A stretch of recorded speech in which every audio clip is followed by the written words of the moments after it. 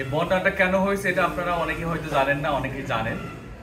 যেটা একটা পরিকল্পিত বন্যা, ভারতের কারণে সৃষ্ট এই বন্যা। ভারত নিয়ন্ত্রিত যে বাঁধগুলো আছে এগুলোকে খুলে দেওয়া হয়েছে।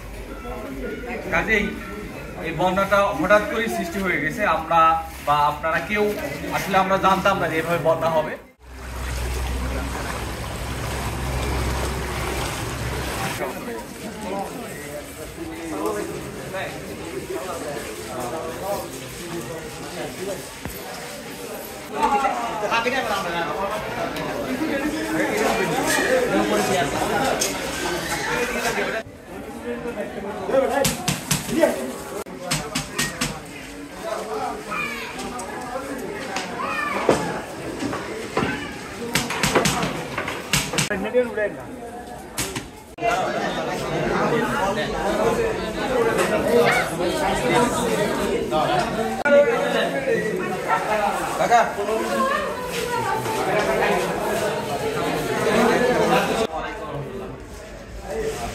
বর্তমান পরিস্থিতি তো আমরা সকলে জানি, বন্যা বিশেষ করে ফেনী, কুমিল্লা, নোয়াখালী সহ এই এলাকায় হঠাৎ করে বন্যা। অনেকেই আছেন যে আপনারা বুঝতেই পারেন না যে হঠাৎ বন্যা হয়ে গেছে।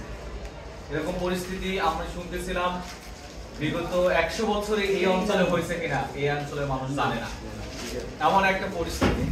ইসলামিক ছাত্র শিবির ছাত্রদের অঙ্গনে কাজ করে, ছাত্রদের সাথে কাজ করে।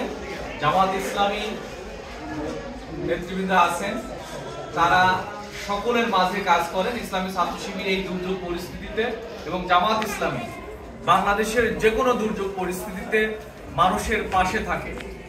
আমরা শুধু আজকে এতটুকু আপনাদেরকে বলতে চাই, এই দুর্যোগটাকে সৃষ্টি করা হয়েছে হাসিনা সরকারের পতনের পরে। ভারতের হস্তক্ষেপে সৃষ্ট এই পানি তারা বিভিন্ন বাঁধগুলা খুলে দিয়েছে, বাংলাদেশের এই এলাকাগুলোকে তারা পানি দিয়ে দিয়েছে। কাজেই আমাদেরকে এই বিষয়গুলো আমাদের মাথায় রাখতে হবে যে এটা একটি আমাদের বিরুদ্ধে ষড়যন্ত্র। আমরা যদি এক থাকি, ষড়যন্ত্রের ব্যাপারে সোচ্চার থাকি, তাহলে এর আমরা ভালো প্রতিকার পাবো ইনশাআল্লাহ। ইসলামী ছাত্র শিবির আপনাদের পাশে সবসময় ছিল, জামাত ইসলামী আপনাদের পাশে সবসময় ছিল, আছে, থাকবে।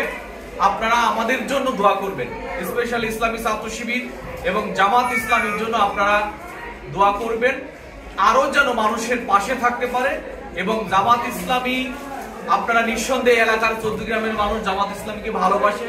একসময় এই আসনের এমপি ছিল ডাক্তার সৈয়দ আব্দুল্লাহ মোহাম্মদ তাহের ভাই। আমাদের ইসলামী ছাত্র শিবিরকে শুধুমাত্র আপনারা দোয়া করবেন, আর আপনাদের যারা সন্তান আছে, যাদেরকে আপনারা মেধাবী, যোগ্য, দক্ষ করতে চান, তাদেরকে ইসলামী ছাত্র শিবিরের সাথে জুড়ে দিবেন, ইসলামী ছাত্র শিবিরের হাতে দিয়ে দিবেন। ইসলামী ছাত্র শিবির তাকে যোগ্য করে তুলবে ইনশাআল্লাহ। সবাইকে অসংখ্য ধন্যবাদ। আসসালামু আলাইকুম ওয়া রাহমাতুল্লাহ।